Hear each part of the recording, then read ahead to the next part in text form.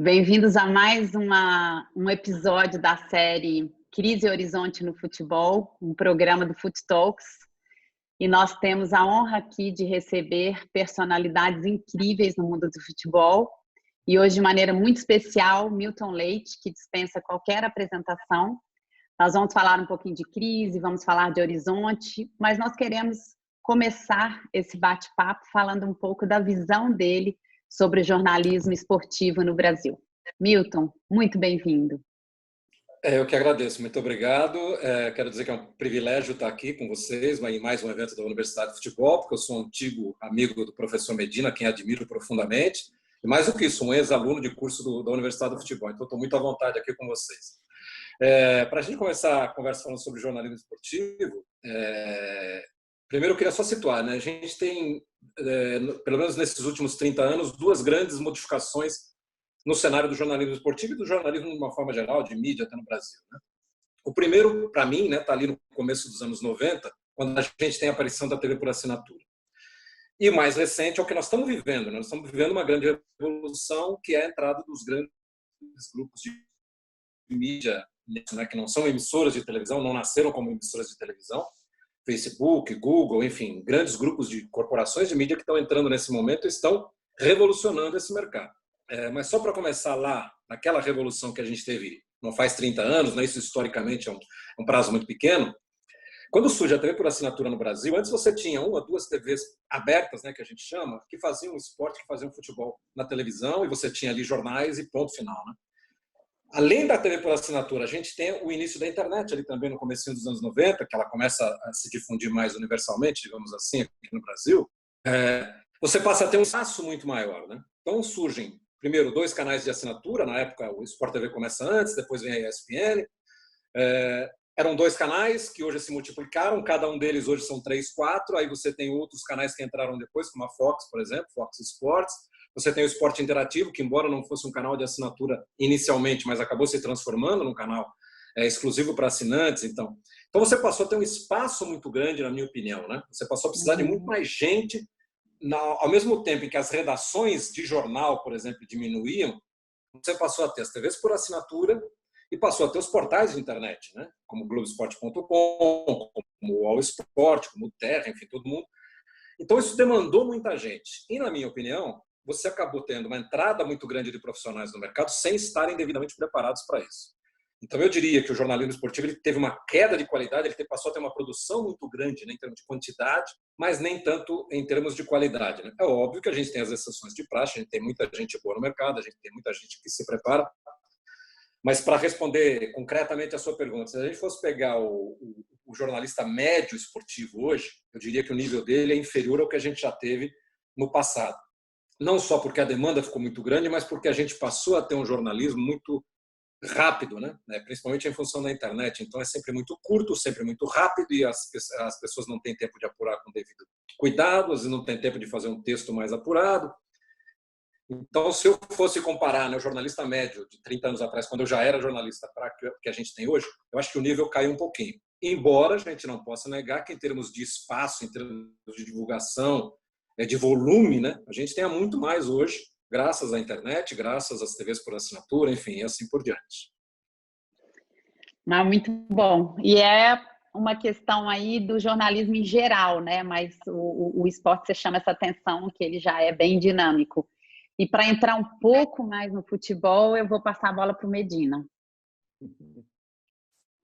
Deslocando um pouquinho assim a reflexão, né, sobre o jornalismo esportivo, deslocando um pouco para a questão do evento em si, nós temos hoje no Brasil um calendário que, paradoxalmente, exige demasiadamente das equipes grandes, né? Essas equipes de ponta, elas sempre estão sendo submetidas a um calendário bastante exigente, né? E, por outro lado, a gente tem os clubes menores que muitos deles não têm calendário aí para mais de 4 meses, né? Como é que você vê isso? Qual a influência sobre o espetáculo, né? Sobre o jogo em si como evento, como entretenimento, né? Como é que você analisa primeiro essa discrepância, né? Que o futebol encanta até na várzea, né? Mesmo em Jundiaí, né? Que é a nossa base, a gente vê que a própria várzea ela chama a atenção, né? da população ali, da comunidade. Como é que você vê essa cadeia produtiva em termos de espetáculo, analisando um pouquinho os grandes eventos, né, onde você é um dos protagonistas e tem assim uma visão bem próxima, mas eu sei que você também é muito sensível a essa questão dessa discrepância, dessas, né, injustiças sociais que impactam também no futebol. Mas como é que você vê isso como, né, como um grande comunicador que você é? Bom, Medina, eu acho que se a gente fosse começar pelo calendário, né, é claro que a gente tem muito jogo, né, porque você tem aqui no Brasil coisas que você não tem em lugar nenhum do mundo, como, por exemplo, os campeonatos estaduais, né, que ocupa ali um filé, uma parte importante do calendário e acaba espremendo todo o resto no que sobra do ano. Né? E aí você tem brasileiro, você tem Copa do Brasil, você tem as competições internacionais, ou seja, não cabe tudo, porque nos outros países cabe, porque lá não tem esses 3 meses e meio, 4 meses de campeonato estadual, não existem, né? Então você consegue esparramar um pouquinho mais. O fato de ter muito jogo, por si só, na minha opinião, né, já é muito prejudicial ao que a gente vai ver nas partidas. Porque os times não têm tempo de se preparar. Né? Os técnicos hoje em dia não têm um intervalinho, não. Agora eu vou ter 2 semanas aqui sem jogo no meio da semana, eu vou poder preparar o meu time, dar uma acertada, recuperar jogador. Isso não existe no Brasil praticamente. Né? O cara só tem espaço no calendário quando ele está numa situação ruim, ou seja, ele foi eliminado de uma Copa, ou ele não está no mata-mata do campeonato estadual, porque aí ele tem um espaçozinho ali na tabela, mas é um espaço que vem de um fracasso, porque ele foi eliminado de alguma coisa, né? Ou de uma competição internacional, que seja, enfim. Então, acho que só isso, né, já faz o nível de jogo que a gente tem aqui, na minha opinião, ser inferior ao que a gente tem em outros países, principalmente na Europa, que a gente tem um calendário um pouquinho mais decente e as equipes, além de ter um poder financeiro muito maior, tem um elenco muito mais numeroso e farto, né, de peças que você possa ir rodando. Além disso, você tem datas em que você não tem jogo, né, que você pode jogar, você pode se preparar, você pode recuperar jogador, enfim. Então, acho que esse é o primeiro ponto. Né? O nosso calendário aqui ele acaba asfixiando um pouquinho a possibilidade de você melhorar o seu nível de jogo. Né? Primeiro que a gente começa o ano, você praticamente não tem pré-temporada, né? Porque o calendário é tão apertado que você faz ali 10 dias de treino e já está jogando o campeonato estadual. Depois, ao longo do ano, você não vai ter mais condição de fazer isso para recuperar o tempo e para poder preparar suas equipes. Né? Então, acho que a discussão fundamental, na minha opinião, né, para uma melhora considerável do que a gente tem hoje no calendário, seria uma racionalização. Eu, por exemplo, hoje em dia, eu sou contra a gente ter campeonatos estaduais, né? Da forma como eles ocupam o espaço na tabela. Aí vai falar, vai fechar todos os times do interior que só jogam campeonato estadual? Eu acho que não. Acho que a gente teria que criar um sistema de campeonato, uma estrutura de campeonatos, né?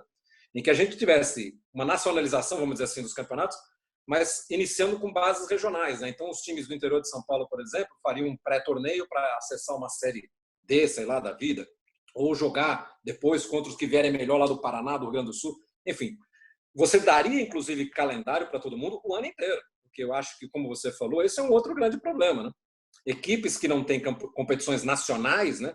A partir do meio de abril, final de abril, elas não têm mais o que fazer. Né? Elas vão passar o resto do ano, manda todo mundo embora, o ano que vem eu monto outro time, começa tudo de novo do zero. E acho que isso acaba impactando até, e aí é uma outra questão que o futebol brasileiro tem enfrentado há algum tempo, né? A gente já não vê tantos jogadores com qualidade top, né? Aquele que a gente chama de craque, de jogador excelente, porque os clubes do interior foram perdendo um pouco do interesse também em produzir, em trabalhar bem as suas categorias de base, porque ele sabe que ele vai ter renda até o final de abril, começo de maio, no máximo, e depois vai fazer o quê? Né? Como é que eu vou pagar se não tenho mais, se não está entrando mais dinheiro? Seja da televisão do campeonato estadual, seja das arrecadações de torcida, enfim. Então, acho que tudo isso está muito ligado, né? E acho que, fundamentalmente, as questões deveriam ser tratadas inicialmente a partir dessa estrutura, né? Aí, quando você tem uma estrutura de competições que deem condições aos clubes de jogarem o ano inteiro, de terem rendimento e tal, a partir daí você passa a pensar num calendário mais lógico e mais coerente, né? Que permita você trabalhar os seus times. Né?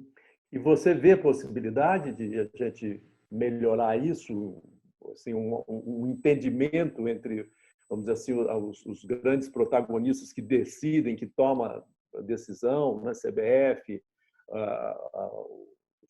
a própria televisão, né? Os clubes. Você é otimista em relação a isso? Olha, de imediato acho muito difícil. Primeiro porque as pessoas que decidem, né, a estrutura de mando do futebol brasileiro, ela está feita de uma tal forma que é difícil você quebrar essa cadeia, né? Porque você começa... Quem é que elege o presidente da CBF? Majoritariamente são os clubes, né? São as federações. Né? As federações vão lá e votam para eleger o presidente da CBF. Isso. Quem é que elege o presidente da federação? São os clubes e, basicamente, os clubes menores acabam levando vantagem porque tem muito mais votos em relação aos clubes grandes. Então, o presidente da CBF, ou a direção da CBF, né, ela não tem interesse de acabar com o campeonato estadual porque isso vai contra o interesse do presidente da federação e do Estado. E o presidente da federação do Estado também não tem interesse porque vai contra quem elege ele, que são os clubes menores, os clubes pequenos. Então, você tem uma rede aí tão bem organizada que é difícil, se depender deles, que essa coisa seja quebrada e seja modificada estruturalmente. Né? Como é que isso pode se modificar? E aí eu acho que talvez a médio prazo isso talvez venha a acontecer, e acho que já há um movimento nesse sentido. Primeiro, os financiadores dos campeonatos. Quem são os financiadores? Aqui no Brasil, basicamente, né, os campeonatos são financiados pela televisão, a verba maior que entra nas competições é a verba da televisão. E está chegando um momento, né, que eu acho que o comando na mídia no Brasil, basicamente a TV Globo, né, que tem a maior parte dos direitos nacionais aqui, digamos assim, ela está percebendo que o campeonato estadual já não dá a ela o retorno que dava alguns anos atrás. E ela bota um dinheiro muito importante nisso, um volume de dinheiro muito grande para manter o campeonato estadual. E não é só manter o campeonato estadual do ponto de vista do que ela paga de direitos, né, mas é toda a cobertura que ela tem que fazer. Por exemplo, a Série A do Campeonato Paulista, primeira divisão do Campeonato Paulista, a 1, né? Ela tem todos os seus jogos transmitidos pelo pay-per-view. Se não está na Globo, se não está na Sport TV, está no pay-per-view. Você imagina, hoje a gente tem 16 clubes, são 8 jogos por rodada, você tem que ter equipes de transmissão em 8 jogos por rodada, você tem que ter caminhões que vão lá gerar as imagens em 8 jogos, ou seja, o custo de transmissão também é bastante elevado. Então, acho que esse é o primeiro sinal, né? Já não se percebe o retorno para a emissora que paga os campeonatos tão grande como a gente tinha antigamente no caso do campeonato estadual. Tem uma segunda questão, que é os próprios financiadores dos clubes, né? E aí, no caso, são os patrocinadores. Né? Se você pega o Palmeiras, que tem um patrocinador muito forte, o Flamengo, que tem muito dinheiro envolvido, os clubes de ponta, os clubes da Série A do Campeonato Brasileiro, também já começaram a perceber que não vale a pena eles falfar o time dele no campeonato estadual durante 3 meses e esse campeonato estadual acaba prejudicando o desempenho que ele tem na Libertadores da América, que começa ali logo no comecinho de fevereiro, ou então prejudicar a preparação para um campeonato brasileiro que vem mais à frente, competições maiores e mais importantes e que rendem muito mais dinheiro para o clube. Né? Então, acho que o meu otimismo de médio prazo, né, seria nesse sentido, de que quem financia o campeonato e quem financia os clubes, né, esse pessoal comece a se mexer e esses façam uma pressão para que a gente tenha uma reestruturação desse calendário, né, dessa estrutura que a gente tem no futebol brasileiro. Perfeito. Bom, Milton, eu queria pegar uma carona e um gancho nessa questão do calendário. Nós estamos aí no início de maio, no meio de uma pandemia mundial do Covid-19. Temos os regionais inacabados, temos o brasileiro na bica aí, que estaria começando agora, dentro de poucos dias, e o futebol está parado no Brasil. Uma pressão enorme dos clubes de manterem o Brasileirão com 38 rodadas, basicamente pelo fato que você mencionou, deles dependerem da cota de televisão. Então, eles fazem questão das 38 rodadas. Tem uma Conmebol querendo dar continuidade à Sul-Americana e Libertadores. As federações regionais querendo finalizar os campeonatos estaduais. Desse cenário todo que está aí no futebol brasileiro, o que você enxerga que vai ser o nosso caminho aí nesse segundo semestre de 2020 e talvez adentrando aí o ano de 2021? Bom, o que eu acho é que se a gente comparar, né, com atitudes que estão sendo tomadas fora do Brasil, a gente vai ver que nós estamos completamente fora da realidade aqui, como se diz hoje em dia, estamos descolados da realidade do que está acontecendo. Né? Aqui no Brasil está se falando em voltar com o futebol dia 17 de maio, o que seria no pico, né, exatamente no pico da pandemia, nós estaremos pensando em jogar futebol. Só para se ter uma ideia, para se comparar, né? A França, onde se começou esse processo da pandemia muito antes, né? Porque ela veio da Ásia, Europa, Estados Unidos e só depois chegou aqui na América do Sul. A França, que numa teórica linha do tempo está muito mais à frente do que o Brasil, né? Que ainda vai passar por muita coisa que a França já superou. A França já tem queda de número de casos e nós ainda estamos aqui na subida, né, da ladeira. Só para você ter uma ideia, a França, através do governo, não foi uma posição da federação, foi uma posição do governo, proibiu atividades de esportes, né, de qualquer competição, de evento, até setembro. Então, só a partir de setembro eles começam a cogitar a possibilidade de voltar com os eventos esportivos. Aí o que fez a federação, sabendo que não vai poder jogar até setembro, ela encerrou o campeonato e fim de papo. E foi anunciado que o Paris Saint-Germain, que estava com uma vantagem bem grande na tabela, foi declarado campeão e acabou o campeonato. Isso já foi feito na Bélgica, também lá acabou o campeonato sem declarar campeão. A Argentina está partindo para uma solução muito parecida de encerrar o que faltava da temporada. A Argentina provavelmente não vai indicar um campeão, mas vai indicar os classificados para as Copas, enfim, os torneios internacionais. Então, eu acho assim, do ponto de vista da pandemia que a gente está vivendo, é insano, na minha opinião, é uma loucura você querer retomar o futebol em junho, maio, junho, enfim. Acho que a gente vai ter que jogar isso muito mais para frente. E poderemos chegar a um momento, né, ou pelo menos deveríamos chegar a esse momento, de considerar que algumas coisas não dá mais para realizar, tipo o campeonato estadual. Ainda faltam 6 datas para acabar o campeonato, mas imagine que a gente vá até agosto, como é que você ainda vai fazer 6 datas de estadual para depois começar o brasileiro? Então, na minha opinião, né, eu acho que, se fosse para eu tomar decisão, encerraria o campeonato estadual, com todos os problemas que isso vai gerar, porque a gente tem uma série de compromissos comerciais, e eu entendo que a preocupação seja muito grande nesse sentido, mas vai chegar um momento que não tem mais como fazer. E o Campeonato Brasileiro, eventualmente, né, e as 38 rodadas são importantes por causa da cota de televisão, e também os clubes sabem disso, e por isso brigam para manter as 38 rodadas, as cotas do pay-per-view, né? Porque a cota do Premier, né, a cota do pay-per-view, ela é muito alta, os clubes faturam muito hoje com ela. Quanto mais assinante tem que vai lá e diz, eu sou torcedor do Palmeiras, eu sou torcedor do São Paulo, mais dinheirinho entra lá no cofre. Então, por isso eles estão brigando para manter o Campeonato Brasileiro. E acho que se tiver que sacrificar alguma coisa vai ser o Campeonato Estadual. E, eventualmente, até, porque você ainda tem que conciliar o brasileiro com a provável volta das competições internacionais, né, Sul-Americana, Libertadores, provavelmente a gente vai invadir dezembro, eventualmente terminar o campeonato em janeiro, fevereiro, e aí você repensa como é que vai fazer o calendário de 2021, né? Mas eu acho assim, para tentar o calendário nosso, que já é exprimido, você querer contrair ele ainda mais depois da pandemia para voltar a jogar, acho uma insanidade.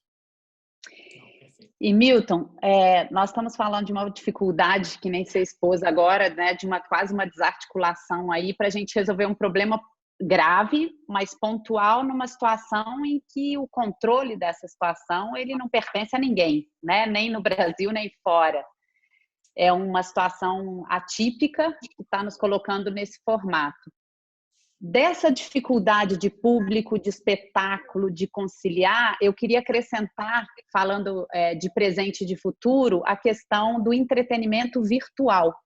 E você, já como expert que é protagonista e precursor aí até nessa narrativa do próprio futebol online, dos games e tal, como é que você vê, se hoje a gente está com a dificuldade de articular uma coisa presente, se a gente amplia para um mundo que os jovens entram no entretenimento virtual, não necessariamente o futebol, que a concorrência das mídias, ela tira interesse se a gente faz uma perspectiva. Como é que você vê nesse momento que tudo isso parece até se acelerar, no momento que não só os jovens, mas nós estamos vivendo uma vida virtual?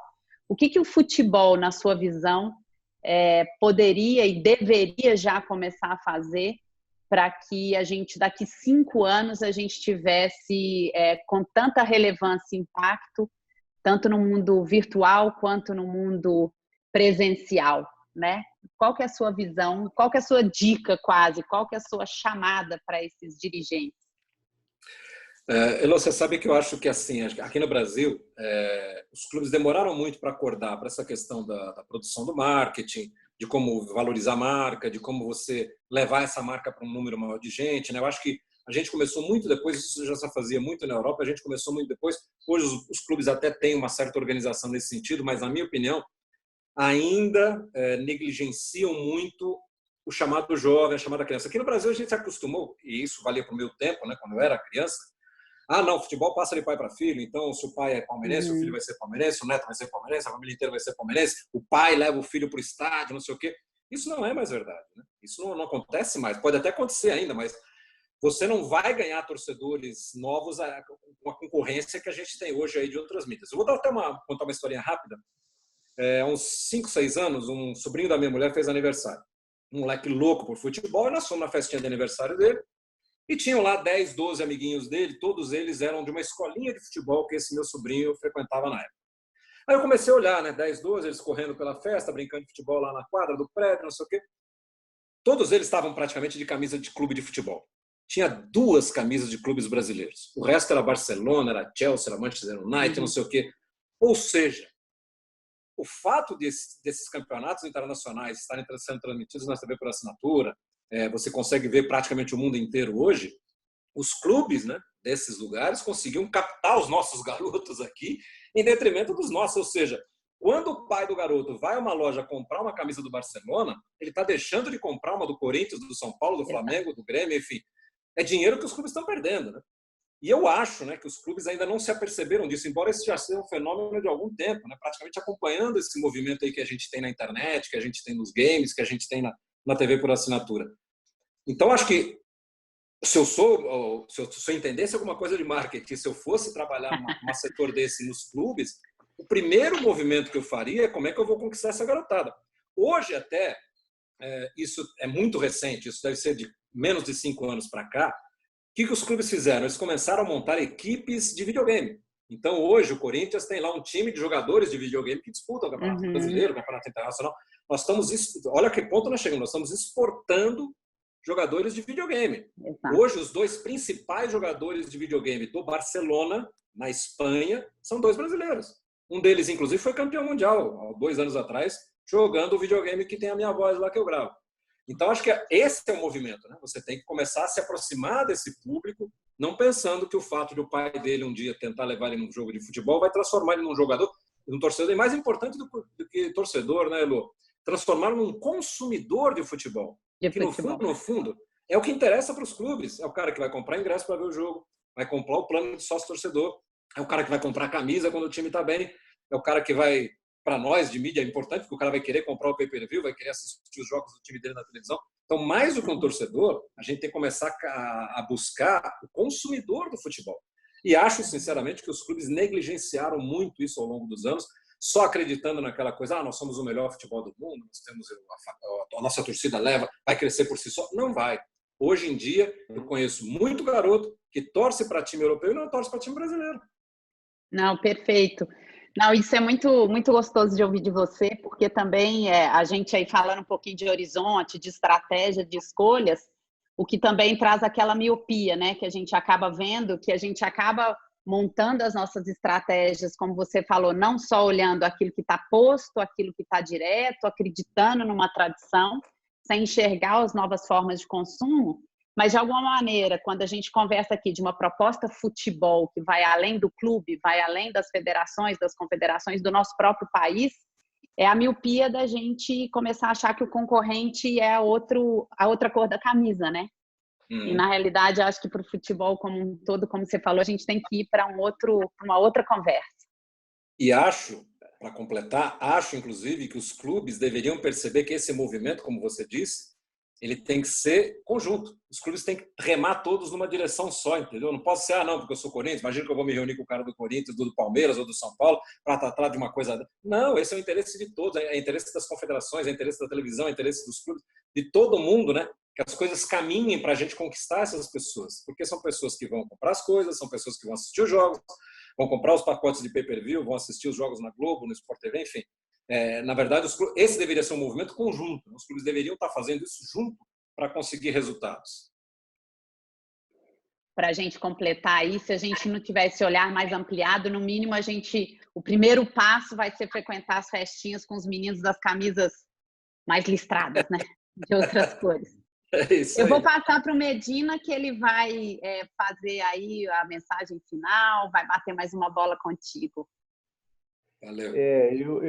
Milton, na esteira até da tua fala, né, citar assim, aqueles que são os tomadores de decisão, né, do futebol, se você pudesse assim fazer um pedido, né, para esses tomadores de decisão do futebol, que pedido você faria para eles, para que a gente possa ter mais esperança, né, de ter um futebol cada vez mais com qualidade? O que você faria? O que você pediria?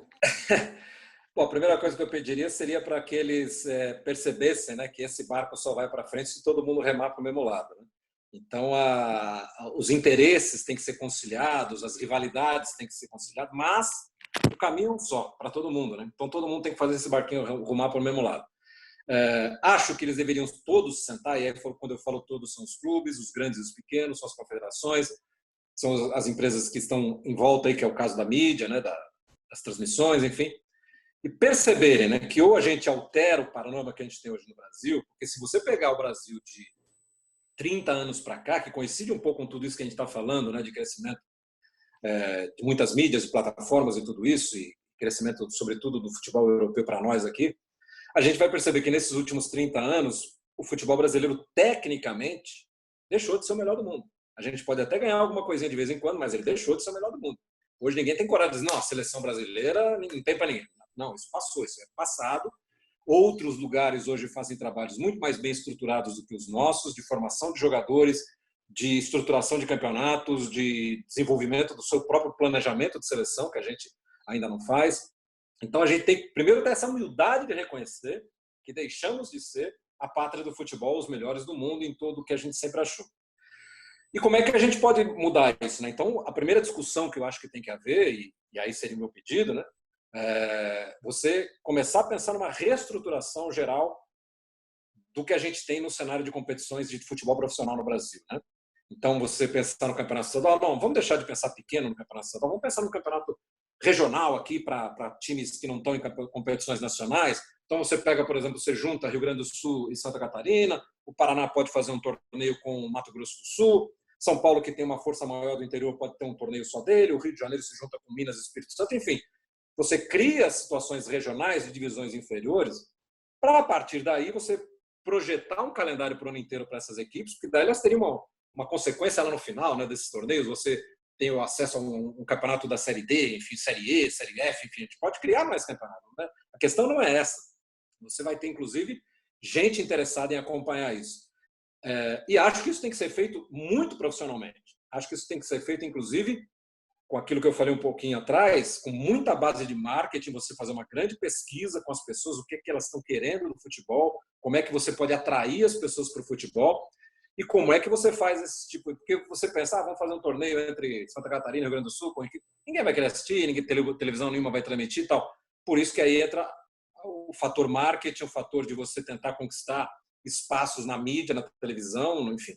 Então, acho que o primeiro passo, na minha opinião, seria esse, você reestruturar tudo para que a gente possa ter um calendário mais decente, do ponto de vista de não matar os jogadores que chegam no final do primeiro semestre já mortos, de cansaço.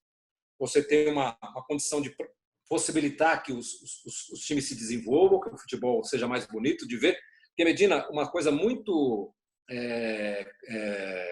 peculiar desses nossos tempos é as pessoas dizerem assim, vão lá assistir um Palmeiras e não sei quem, aí o cara vira e fala, poxa, hoje de manhã eu vi na transmissão lá o Chelsea enfrentando não sei o quem na Inglaterra, parece que é outro esporte. E efetivamente parece, porque os gramados são muito melhores, os estádios estão sempre cheios, os times jogam mais bonito, você percebe jogadores tecnicamente mais bem preparados, enfim. É óbvio que não podemos deixar de lado a questão financeira, lá tem muito mais dinheiro do que aqui, dá para você investir em jogadores melhores e tudo isso. Mas, mesmo assim, se a gente cuidasse um pouquinho melhor desse produto, que é o futebol, eu não tenho dúvidas que a gente conseguiria ter jogos melhores, estádios com mais gente assistindo, competições mais bem disputadas, né, porque você não sacrificaria tanto os atletas pelo calendário, enfim. Então, acho que os primeiros passos seriam esses, né, você reestruturar toda essa questão do futebol, das competições, como é que elas são divididas, e para todo mundo ter atividade o ano inteiro, para o calendário ser mais bem distribuído ao longo do ano, para que a gente possa ter não só as competições aqui bem jogadas, mas que os nossos clubes que vão jogar as competições internacionais também possam fazer isso de maneira tranquila, enfim.